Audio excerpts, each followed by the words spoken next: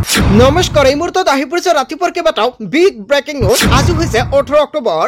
চৰকাৰী ঘৰৰ বাবে আপুনি আবেদন কৰিছে নেকি? তালিকাত নাম চাবলৈ কি কৰিব লাগিব?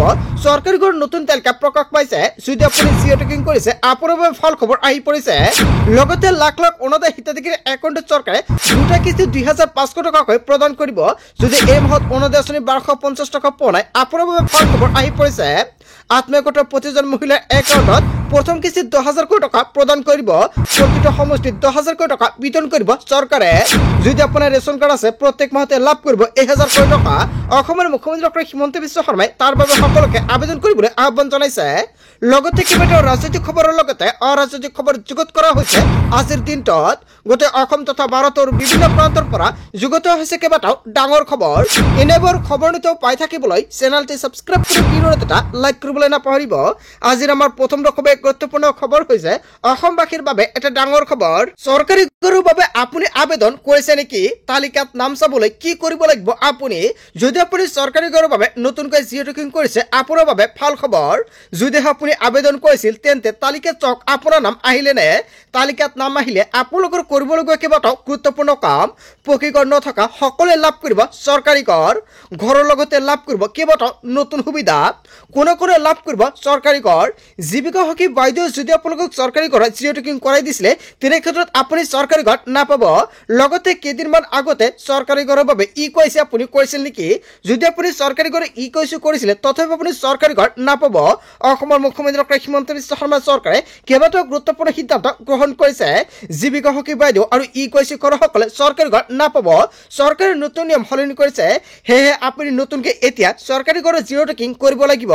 আজি হৈছে অন্তিম দিন। আজি হৈছে 18 অক্টোবৰ। আজিৰ ভিতৰতে চৰকাৰী ঘৰ কৰিব লাগিব জিঅ' টেকিং। আজি যদি আপুনি চৰকাৰী ঘৰ জিঅ' টেকিং নকৰে তেনে ক্ষেত্ৰত কিন্তু আপুনি চৰকাৰী ঘৰৰ সুবিধা নাপাব। পঞ্চায়তৰ প্ৰতিনিধি আহি ঘৰে ঘৰে গৈ চৰকাৰী ঘৰ জিঅ' টেকিং কৰি আছে। আজিৰ দিনৰ ভিতৰতে যদি আপুনি এতিয়ালৈকে চৰকাৰী ঘৰৰ বাবে আবেদন কৰা নাই বা জিঅ' টেকিং কৰা নাই আজি আপুনি কৰাই লওক। আপুনি ঘৰতে বহি মোবাইল ফোনৰ জৰিয়তে চৰকাৰী ঘৰৰ বাবে জিঅ' টেকিং কৰিব পাৰিব। চৰকাৰী ঘৰৰ লগতে উপলব্ধ হ'ব শৌচাগাৰ, বিদ্যুৎ আৰু LPG গেছ। দেশৰ কোটি কোটি লোকে লাভ কৰিব বিনামূলীয়া চৰকাৰী ঘৰ। প্ৰধানমন্ত্ৰী আৱাস যোজনাৰ অধীনত লাভ কৰিব অত্যাধুনিক চৰকাৰী ঘৰ। গাঁও আৰু চহৰৰ দুখীয়া লোকক সামৰি ল'ব এই আঁচনিয়ে। তালিকাত নাম অহাৰ পিছতে একাউণ্টত সোমাব প্ৰথম কিস্তিৰ 37,500 টকা।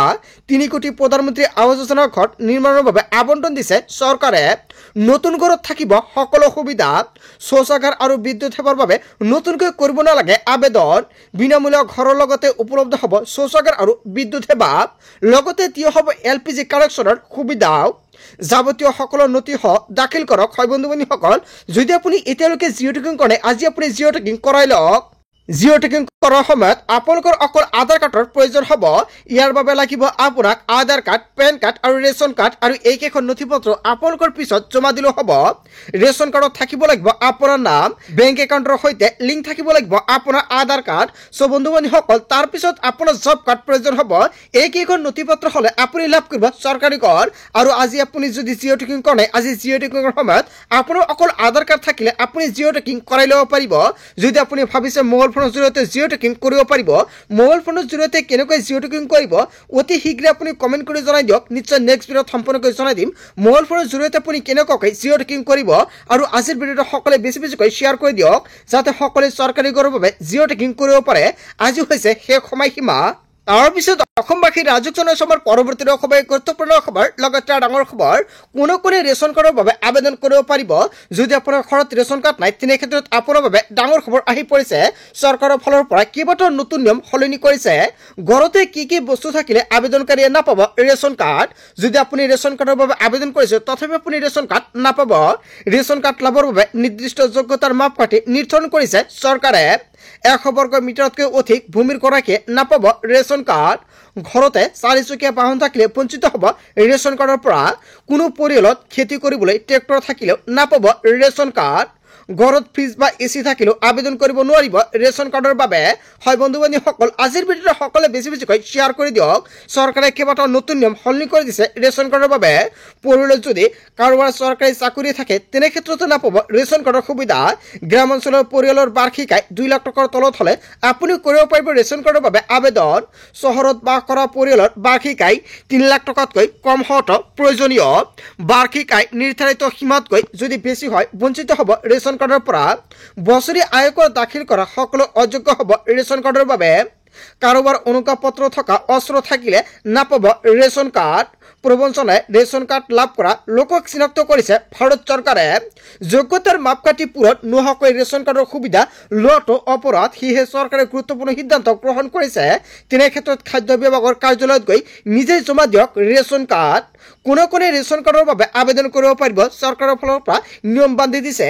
এইকেইটা নিয়মত যদি আপুনি নপৰে তেনে ক্ষেত্ৰত আপুনি পৰিব ভয়ংকৰ বিপদত। আজিৰ ভিডিঅ'টো সকলোৱে বেছিকৈ শ্বেয়াৰ কৰি দিয়ক যাতে সকলোৱে ৰেচন কাৰ্ড লোৱাৰ সময়তে সাৱধান হৈ থাকিব পাৰে।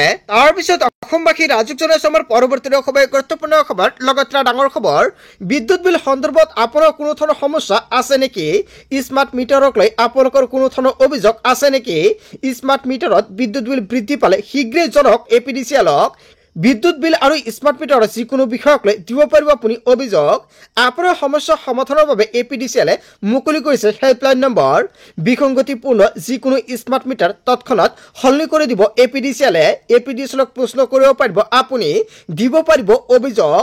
আপোনাৰ প্ৰশ্ন পঞ্জীয়ন কৰি সমাধান কৰিব APDCL-এ। শীঘ্ৰে ফোন কৰি সমাধান কৰি লওক। আৰু হেল্পলাইন নম্বৰটো হৈছে অনলাইন অনটোত। গ্ৰাহকৰ সমস্যা সমাধানৰ বাবে APDCL-এ মুকলি কৰিছে হোৱাটছআপ নম্বৰ। আপোনাৰ সমস্যা আৰু অভিযোগ জনাওক হোৱাটছআপ নম্বৰতে। সমস্যা আৰু অভিযোগ লিখিত হোৱাটছআপত এতিয়া আপুনি প্ৰেৰণ কৰক। 7575999666 নম্বৰত পঠিয়াই দিয়ক। আৰু আজিৰ ভিডিঅ'টো সকলোৱে বেছিকৈ শ্বেয়াৰ কৰি দিয়ক। তাৰপিছত অসমবাসী ৰাজুক জনাইছো আমাৰ পৰৱৰ্তী খবৰ, গুৰুত্বপূৰ্ণ খবৰ, লগত ডাঙৰ খবৰ।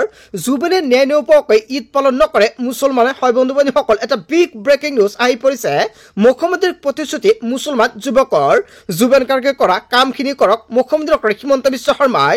যদি কৰিব পাৰে তেনেহ'লে আমাৰ পৰিয়ালৰ 22টা ভোট আপোনাক দিম বুলি মন্তব্য কৰিছে। 5 অভিযুক্তক শাস্তি দিয়ক, আমাৰ পৰিয়ালে আপোনাক ভোট দিব। জুম্মাবাৰত মূৰত টুপি পিন্ধি আপোনাক প্ৰতিশ্ৰুতি দিছো বুলি মন্তব্য কৰিছে যুৱকজনে। মুখ্যমন্ত্ৰীয়ে ভাল কাম কৰক, আপোনাৰ কাৰণে গোটেই ভাৰতে কান্দিব। জুবিনৰ মৃত্যুত মছজিদ মাদ্ৰাছাত চাকি জ্বলাইছে, জুবিনৰ গান বজাইছে। আৰু এনেকুৱা পৰিৱেশ কোনোদিন হোৱা নাছিল। জুবিন গাৰ্গৰ নীতি আদৰ্শ মতে চলি দিয়ক হিমন্ত বিশ্ব শৰ্মাই। হিমন্ত বিশ্ব শৰ্মালৈ মুকলি আহ্বান এজন মুছলমান যুৱকৰ। হয় বন্ধু বান্ধৱীসকল, এটা ডাঙৰ খবৰ আহি পৰিছে। তাৰপিছত অসমবাসী ৰাজুক জনাইছো আমাৰ পৰৱৰ্তী খবৰ, গুৰুত্বপূৰ্ণ খবৰ, লগত ডাঙৰ খবৰ। জুবিন গাৰ্গৰ পিতৃৰ কাষত ৰাহুল গান্ধী। পিতৃৰ কাষত বহি সমবেদনা ৰাহুল গান্ধীৰ। জুবিনৰ পিতৃৰ হাতত ধৰি ৰাহুল গান্ধীয়ে জনালে সমবেদনা। জুবিন গাৰ্গক কাঞ্চনজংঘাৰ সৈতে তুলনা কৰিছে ৰাহুল গান্ধীয়ে। জুবিন গাৰ্গৰ মৃত্যুত সমগ্ৰ দেশে কান্দিছে। পিতৃৰ কাষত বহি সমবেদনা জনালে ৰাহুল গান্ধীয়ে। তাৰপিছত অসমবাসী ৰাজুক জনাইছো আমাৰ পৰৱৰ্তী খবৰ, গুৰুত্বপূৰ্ণ খবৰ, লগত ডাঙৰ খবৰ। ছিংগাপুৰ আৰক্ষীয়ে অব্যাহত ৰাখিছে জুবিনৰ ঘটনাৰ নিজাববীয়াকৈ তদন্ত। অতিৰিক্ত সময় বিচাৰি টুইট কৰিছে ছিংগাপুৰ উচ্চায়ুক্তই। অসমৰ জনতাৰ আৱেগক সন্মান জনাইছে আৰু ধৈৰ্য ৰাখিবলৈ আহ্বান জনাইছে। বিতং তদন্তৰ বাবে আৰু সময়ৰ প্ৰয়োজন আছে বুলি টুইট কৰিছে। বৰ্তমানেও চলি আছে জুবিনৰ ঘটনাৰ সম্পূৰ্ণ তদন্ত প্ৰক্ৰিয়া। তদন্ত চলি থকাৰ বাবে কোনো মন্তব্য কৰিব পৰা নাই ছিংগাপুৰৰ ফালৰ পৰা। ছিংগাপুৰ আৰক্ষীয়ে অব্যাহত ৰাখিছে জুবিনৰ ঘটনাৰ নিজাববীয়াকৈ তদন্ত। তাৰপিছত অসমবাসী ৰাজুক জনাইছো আমাৰ পৰৱৰ্তী খবৰ, গুৰুত্বপূৰ্ণ খবৰ, লগত ডাঙৰ খবৰ। ডিফুৰ কাৰাগাৰত ৰখা হ'ব অমৃতপ্ৰভা আৰু শেখৰজ্যোতি গোস্বামীক। CGM আদালতৰ পৰা ডিফুলৈকে লৈ যোৱা হৈছে অমৃতপ্ৰভা আৰু শেখৰক। অমৃতপ্ৰভা আৰু শেখৰজ্যোতি গোস্বামীৰ পৰৱৰ্তী ঠিকনা ডিফু কাৰাগাৰ। 14 দিন ডিফুৰ কাৰাগাৰতে ৰখা হ'ব 2 অভিযুক্তক। ডিফুৰ কাৰাগাৰত ৰখা হ'ব অমৃতপ্ৰভা আৰু শেখৰজ্যোতি গোস্বামীক। তাৰপিছত অসমবাসী ৰাজুক জনাইছো আমাৰ পৰৱৰ্তী খবৰ, গুৰুত্বপূৰ্ণ খবৰ, লগত ডাঙৰ খবৰ। জুবিন গাৰ্গৰ চাৰ্জশ্বিটত থাকিব ভয়ংকৰ তথ্য।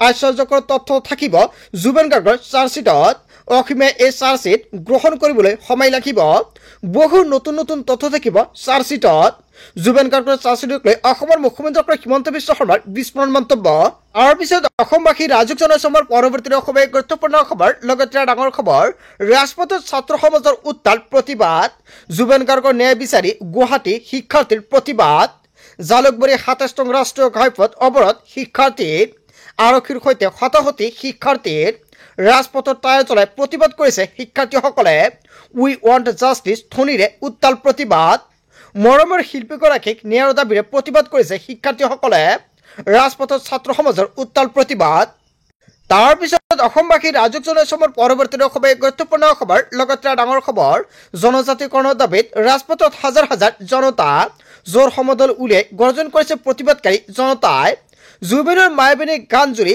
প্ৰতিবাদ কৰিছে জনতাই জনজাতিকৰণক লৈ উত্তাল চৰাইদেউৰ ৰাজপথ চৰাইদেউৰ সাপেখাতি তীব্ৰ প্ৰতিবাদ আৰু আটাচুৰ চৰাইদেউ জিলা সমিতিৰ উদ্যোগত প্ৰতিবাদ কৰা হৈছে স্বত্ব শাসন আৰু জুবেন গাৰ্গৰ ন্যায় প্ৰদানৰ দাবীত এই প্ৰতিবাদ কৰা হৈছে কেইবা সহস্ৰাধিক প্ৰতিবাদকাৰীৰ প্ৰতিবাদ উত্তাল সাপেখাতি জোৰ সমদল উলিয়াই গৰ্জন কৰিছে প্ৰতিবাদকাৰী জনতাই তাৰ পিছত অসমবাসী ৰাজুক জনসমৰ পৰৱৰ্তী অসমে গুৰুত্বপূৰ্ণ খবৰ লগতে ডাঙৰ খবৰ জুবেন গাৰ্গক লৈ বিজেপিৰ বৃহৎ পদক্ষেপ বিজেপি বিধায়ক থকা প্ৰতিটো সমষ্টিত একোটাকৈ প্ৰতিমূৰ্তি নিৰ্মাণ কৰা হ'ব জুবেন গাৰ্গ ভূপেন হাজৰিকাৰ নামত নিৰ্মাণ কৰা হ'ব সংগীত বিদ্যালয় বিজেপিৰ উদ্যোগত হ'ব এইসমূহ কাম কাজ বিজেপিৰ প্ৰতিজন সদস্যই নিজৰ ঘৰতে এজোপাকৈ নাহৰ গছ লগাব বিজেপিয়ে ৩০ তাৰিখৰ পৰা এটা পজিটিভ আন্দোলন কৰিব যাৰ টেগলাইনে হৈছে ময়ে জুবেন আমিও জুবেন মন্তব্য কৰিছে অসমৰ মুখ্যমন্ত্ৰী ডক্টৰ হিমন্ত বিশ্ব শৰ্মাই